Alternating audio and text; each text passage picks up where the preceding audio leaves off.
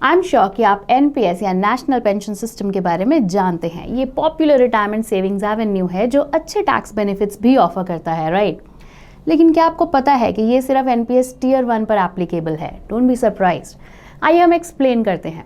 NPS दो types के accounts offer करता है, tier 1 and tier 2।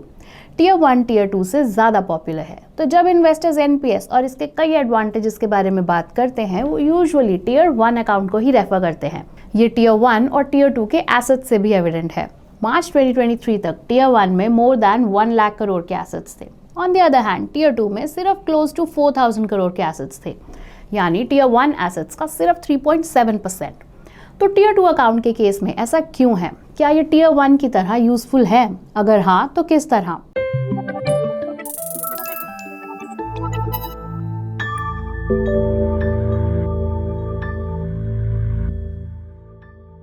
Hello and welcome to ET money Hindi. आज हम एनपीएस टीयर 2 अकाउंट पर बात करेंगे। हम टीयर 2 के features, investment options, return profile के साथ साथ इसे म्यूचुअल फंड से कंपेयर करेंगे। तो ये वीडियो एक्शन पैक्ड है, इसे एंड तक देखें ताकि आप कई चीज़ें जान सकें।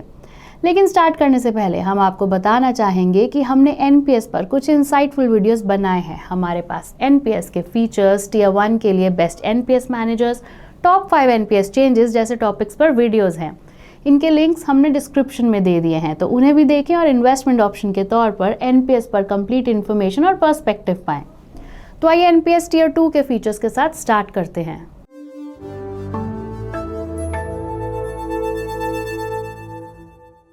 टीयर 2 ऑप्शनल इन्वेस्टमेंट अकाउंट है। ये ऑप्शनल इसलिए है बिकॉज इट्स नॉट पॉसिबल कि आपके पास सिर्फ टीयर 2 अकाउंट हो और टीयर 1 नहीं। और फिर ये इन्वेस्टमेंट अकाउंट है, ना कि टीयर 1 की तरह रिटायरमेंट अकाउंट। इसीलिए आप टीयर 2 अकाउंट में कभी भी इन्वेस्ट और विड्रॉ कर सकते हैं।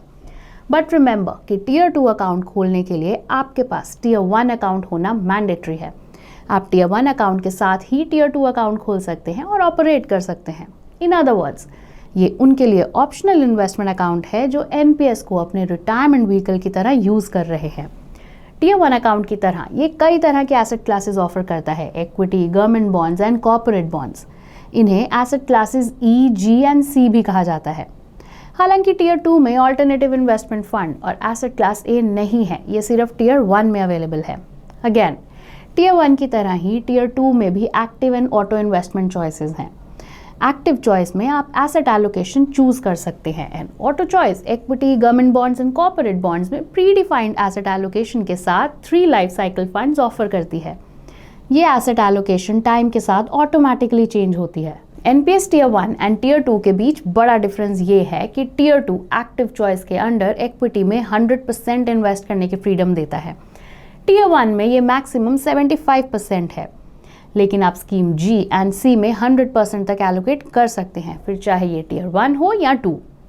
ऑटो एंड एक्टिव चॉइसेस को अच्छी तरह समझने के लिए आप एनपीएस पर हमारे फाउंडेशनल वीडियो को देख सकते हैं।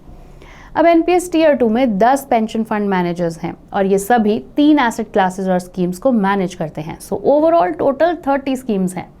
हम जल्द ही इन स्कीम्स की परफॉर्मेंस पर डिस्कशन करेंगे। आइए पहले एनपीएस 2 के टैक्सेशन को देखते हैं। तो जहाँ तक टैक्स बेनिफिट्स की बात है, टीयर 2 ऐसा कोई बेनिफिट ऑफर नहीं करता है। गेन्स विड्रॉ करने पर स्लैब रेट के अकॉर्डिंग टैक्स लगता है। टीयर 2 का भी टैक्स सेविंग अवतार है। इसे टीयर 2 टैक्स सेविंग स्कीम और टीटीएस कहा जाता है।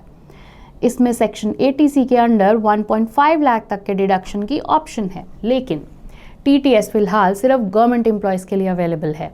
NPS tier 1 and tier 2 accounts के बीच डिफरेंसेस को आपकी स्क्रीन पर टेबल में समराइज कर दिया गया है। आप वीडियो को पॉज करके इन्हें देख सकते हैं। वन मोर थिंग, टीयर 2 से रिटायरमेंट या टीयर 1 अकाउंट में फंड्स ट्रांसफर करना भी पॉसिबल है, लेकिन इसका रिवर्स पॉसिबल नहीं है। तो ये एनपीएस टीयर 2 अकाउंट के कुछ फीचर्स हैं। आइए अब अलग अलग फंड मैनेजर्स के अंडर एनपीएस टीयर 2 स्कीम्स के परफॉर्मेंस को देखते हैं। अगर आप टीयर 1 फंड मैनेजर्स के परफॉर्मेंस जानने में इंटरेस्टेड हैं, तो हमने अपने पहले के एनपीएस वीडियोस में इसे कवर कर दिया है। आप डिस्क्रिप्शन में लिंक पा सकते हैं। और अगर आप टीयर 1 में इन्वेस्ट करना चाहते हैं, आप ईटी मनी ऐप पर ऐसा कर सकते हैं। आप ईटी मनी पर एनपीएस में एसआईपी भी कर सकते हैं।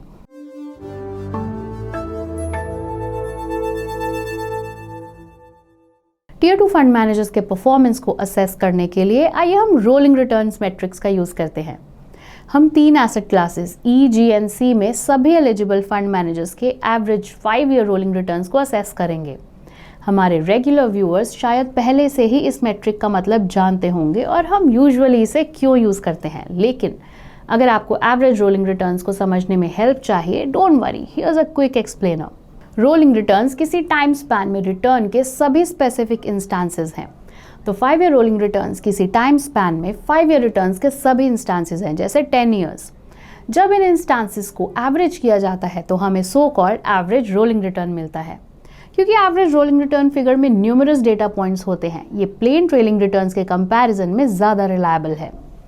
अब जो 10 फंड मैनेजर्स करंटली अवेलेबल हैं, उनमें से 3 न्यू हैं, तो हमें इन्हें सफिशिएंट डेटा ना होने के चलते अपने एनालिसिस से एक्सक्लूड करना होगा। अब हमारे पास 7 फंड मैनेजर्स हैं। आइए एसेट क्लासेस और स्कीम्स ई, सी एंड जी में इन 7 फंड मैनेजर्स के परफॉर्मेंस को कंपेयर करते हैं। हम स्कीम्स ई और इक्विटी के साथ शुरू करते हैं। इसका इन्वेस्टमेंट यूनिवर्स मार्केट कैपिटलाइजेशन के अकॉर्डिंग टॉप 200 स्टॉक्स है। ये स्पेसिफिक रूल्स एंड लिमिट्स के अंडर टॉप 200 स्टॉक्स और परमिसेबल इंडाइसेस, आईपीओस और ओएफएस के अलावा इक्विटी फंड्स, ईटीएफ्स, डेरिवेटिव्स में भी इन्वेस्ट कर सकता है। स्कीम ई के 7 फंड मैनेजर्स का परफॉर्मेंस आपकी स्क्रीन पर है। टियर 2 स्कीम ई का एवरेज 5 ईयर रोलिंग रिटर्न 11.71 से 13.54% तक है। ये रीजनेबली टाइट रेंज है, जिसमें मीडियन से -0.84 से 0.99 परसेंटेज पॉइंट्स तक का डिफरेंस है। इसके बाद स्कीम जी पर आते हैं, जो गवर्नमेंट बॉन्ड्स में इन्वेस्ट करती है। गवर्नमेंट बॉन्ड्स के अलावा ये स्कीम सर्टेन लिमिट्स में गिल्ट म्यूचुअल फंड्स में भी इन्वेस्ट कर सकती है। साथ ही वो उन सिक्योरिटीज़ में इन्वेस्ट कर सकती है जहां गवर्नमेंट प्रिंसिपल एंड इंटरेस्ट की गारंटी देती है। आपकी स्क्रीन पर दिए गए टेबल में स्कीम जी के एवरेज 5 ईयर रोलिंग रिटर्न्स के बारे में बताया गया है, साथ ही मीडियम रिटर्न से डिफरेंस भी है। फिर से सिर्फ एक केस को छोड़कर मीडियन से डिफरेंस काफ़ी टाइट रेंज में है, LIC पेंशन फंड। LIC इस सेगमेंट में अनडिस्प्यूटेड लीडर है और मीडियन रिटर्न्स के कंपैरिजन में इसका परफॉर्मेंस बहुत अच्छा है। लास्टली आइए स्कीम सी का परफॉर्मेंस देखें। स्कीम सी कॉर्पोरेट बॉन्ड्स में इन्वेस्ट करती है, जिसमें बैंक्स एंड फाइनेंशियल इंस्टीट्यूशंस की तरफ से इश्यू किए गए बॉन्ड्स भी इंक्लूडेड हैं। वो डेट फंड्स के यूनिट्स, REITs एंड इनविट्स की ओर से issued debt securities, debt ETFs etcetera में भी इन्वेस्ट कर सकते हैं। ये सभी investment certain conditions and limits पर डिपेंडेंट हैं। आप आपकी स्क्रीन पर स्कीम सी का परफॉर्मेंस देख सकते हैं। फिर से रिटर्न्स पूरी तरह टाइट रेंज में है, क्योंकि मीडियन से डिफरेंस -0.17% एंड 0.54% के बीच है। अगर हम सभी स्कीम्स के रिटर्न्स के बेसिस पर फंड मैनेजर्स को रैंक असाइन करते हैं तो हमें एक कंबाइंड रिलेटिव पिक्चर मिल सकती है। HDFC and ICICI prudential schemes सभी मामलों में टॉप 3 में आती हैं। दूसरी ओर बिरला सन लाइफ की सभी स्कीम्स की रैंक 5 से 7 तक है, तो HDFC and ICICI best performers हैं। फिलहाल बिरला सन लाइफ की स्कीम्स अवॉइडेबल लगती हैं। बाकी बचे फंड मैनेजर्स के पास good, bad and average schemes का एक कॉम्बिनेशन है, लेकिन खास तौर पर वेरियस टियर 2 स्कीम्स के रिटर्न्स एक साथ आगे बढ़े हैं। इसीलिए यहाँ स्कीम सिलेक्शन के बेसिस पर किसी बड़े चेंज की उम्मीद ना करें। एक सिग्निफिकेंट डेवलपमेंट कुछ समय पहले हुआ है। अब आप voluntary and corporate tier 1 models and tier 2 में भी अदर एसेट क्लासेस के लिए डिफरेंट फंड मैनेजर्स चुन सकते हैं। फिलहाल टियर 2 अकाउंट में टॉप फंड मैनेजर्स हैं इक्विटी एंड कॉर्पोरेट बॉन्ड्स के लिए HDFC एंड गवर्नमेंट बॉन्ड्स के लिए LIC। ओके, तो जैसा कि हम टियर 2 में कभी भी इन्वेस्ट और विड्रॉ कर सकते हैं, कोई भी इसे म्यूचुअल फंड्स का ऑल्टरनेटिव मान सकता है। तो टियर 2 को किस तरह म्यूचुअल फंड से कंपेयर किया जाता है, यही हम आगे देखेंगे।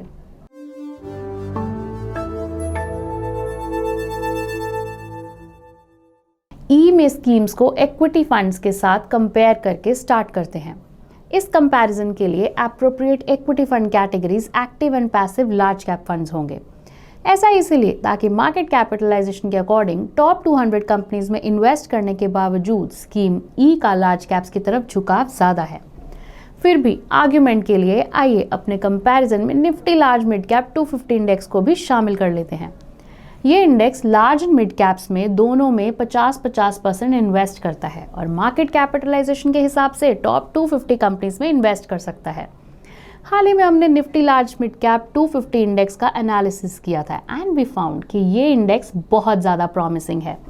अगर आप इंटरेस्टेड हैं तो डिस्क्रिप्शन में वीडियो का लिंक देख सकते हैं। आपकी स्क्रीन पर दिया गया चार्ट स्कीम ई के कैटेगरी के एवरेज 5 ईयर रोलिंग रिटर्न्स को active large cap funds Nifty 50, Nifty 100 and Nifty large mid cap 250 index से कंपेयर करता है। रिटर्न्स के मामले में स्कीम ई अपने सभी कॉम्पिटिटर्स से पीछे है, लेकिन इक्विटी के बारे में बात करते वक्त वॉलेटिलिटी ऑफ रिटर्न्स को चेक करना भी अच्छा है। अब हम स्टैंडर्ड डिविएशन मैट्रिक्स से वॉलेटिलिटी को मेजर करते हैं। स्टैंडर्ड डिविएशन जितना ज़्यादा होगा वॉलेटिलिटी भी उतनी ही ज़्यादा होगी। Scheme E active large cap funds Nifty 50 and Nifty 100 से ज़्यादा वॉलेटाइल है। ये निफ्टी लार्ज मिड कैप 250 से कम वॉलेटाइल है, लेकिन इस इंडेक्स के हायर मिड कैप एक्सपोजर को देखते हुए इट्स अंडरस्टैंडेबल। इसलिए risk wise and return wise ये इक्विटी फंड्स के मुकाबले कोई एडवांटेज नहीं देता। हालांकि स्कीम ई वॉलेटिलिटी के मामले में अपने पेयर्स को बीट नहीं कर पाई, लेकिन आप adequate term and health insurance लेकर लाइफ की वॉलेटिलिटी को अच्छी तरह बीट कर सकते हैं, और इनके लिए आपको कहीं और जाने की ज़रूरत नहीं है। ईटी मनी आपको टर्म इंश्योरेंस और 1 करोड़ तक का हेल्थ इंश्योरेंस प्लान भी प्रोवाइड करता है, उन्हें चेक ज़रूर करें। ओके, तो स्कीम ई के लिए एक और मेजर स्पॉइलर एनपीएस टियर 2 का टैक्सेशन है। एनपीएस टियर 2 से होने वाले गेन्स पर मार्जिनल रेट से यानी आपके टैक्स स्लैब के हिसाब से टैक्स लगाया जाता है। On the other hand equity fund खरीदने के 1 साल के अंदर होने वाले गेन्स पर 15% टैक्स लगता है, और 1 साल के बाद होने वाले 1 लाख रुपए से ज़्यादा के गेन पर 10% टैक्स लगता है। सो अगर कोई 20 और 30% टैक्स ब्रैकेट में है तो इक्विटी फंड्स एनपीएस टियर 2 की स्कीम ई के कंपैरिजन में ज़्यादा अट्रैक्टिव हैं। आइए अब स्कीम जी के रिटर्न्स को म्यूचुअल फंड से कंपेयर करते हैं। हम यहाँ 2 म्यूचुअल फंड कैटेगरीज को यूज़ करेंगे, gilt funds and 10 year constant duration वाले gilt funds. Gilt funds government securities और जी सेक्स में इन्वेस्ट करते हैं। 10 ईयर कॉन्स्टेंट ड्यूरेशन वाले गिल्ड फंड्स भी जी सेक्स में इन्वेस्ट करते हैं, लेकिन ये सिक्योरिटीज़ लॉन्गर ड्यूरेशन की होती हैं, इसीलिए पोर्टफोलियो की ओवरऑल ड्यूरेशन 10 साल होती है। यहाँ स्कीम जी म्यूचुअल फंड से बेटर परफॉर्म करती है।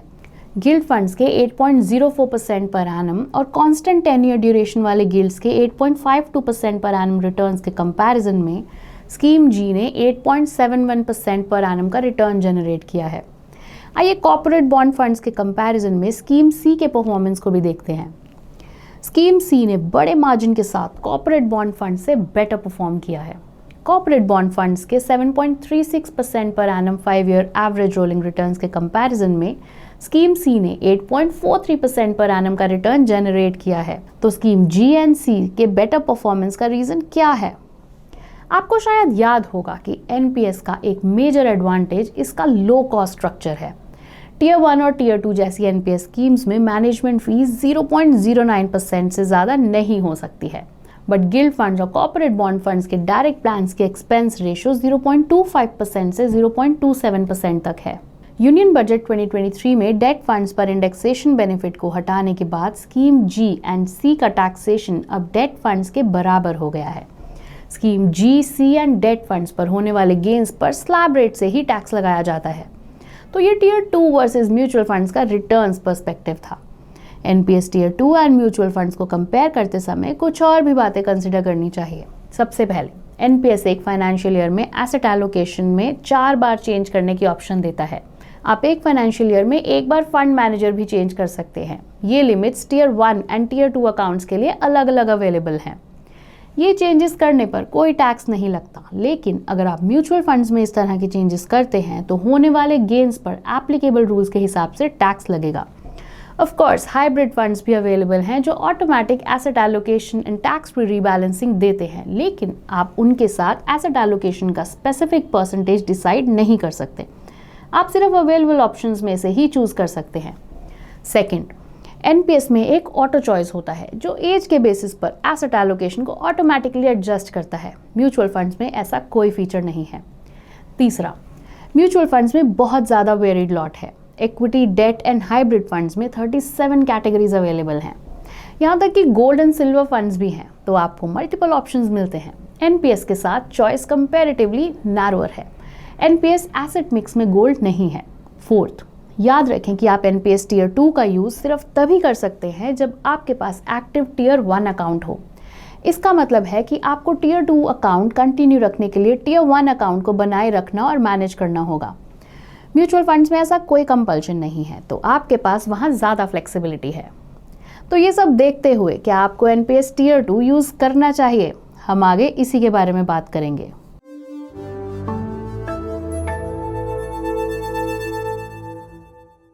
अगर आपके पास एक्टिव टियर 1 अकाउंट है तभी आप टियर 2 अकाउंट को ओपन और ऑपरेट कर सकते हैं, और शायद यही इसका बिगेस्ट लिमिटेशन है। इसीलिए अगर आपके पास एक्टिव टियर 1 अकाउंट है तभी टियर 2 सही हो सकता है, स्पेशली इसकी स्कीम जी एंड सी के लिए। इन दैट फॉर्म ये आपके पोर्टफोलियो के डेट कंपोनेंट के लिए कंपैरेटिवली चीपर और ज़्यादा रिवॉर्डिंग ऑप्शन हो सकता है। ईज ऑफ मैनेजमेंट के लिए आप स्कीम ई भी कंसिडर कर सकते हैं, इवन दो ये हमें इम्प्रेस नहीं कर पाई। लेकिन एनपीएस के दूसरे फीचर्स जैसे कि asset allocation end fund managers को चेंज करना और ऑटो चॉइस अवेलेबल होना इसके परफॉर्मेंस से जुड़े इश्यूज को टॉलरेट करने में हेल्प कर सकती है। बट डू नोट कि स्कीम ई लार्ज कैप्स में ज़्यादा इन्वेस्ट करती है, इसीलिए इसे तभी कंसिडर करें जब सिर्फ लार्ज कैप्स में इन्वेस्ट करने से आपका पर्पस सॉल्व हो जाए। इसे अप्लाई करने का एक अच्छा तरीका कंजर्वेटिव पोर्टफोलियो होगा जिसे इन्फ्लेशन प्रोटेक्शन की ज़रूरत है। और अगर आपके पास एक्टिव टियर 1 अकाउंट नहीं है and you are not planning for it, तो आपको टियर 2 पर कंसिडर नहीं करना चाहिए। ऐसे में म्यूचुअल फंड्स आपके लिए सही ऑप्शन है। Last but not the least, अपनी रिक्वायरमेंट्स को भी असेस करें। अगर आपके पास well functioning mutual funds portfolio है और एनपीएस टियर 2 से चीज़ें कॉम्प्लिकेट हो सकती हैं, तो इसे छोड़ दें।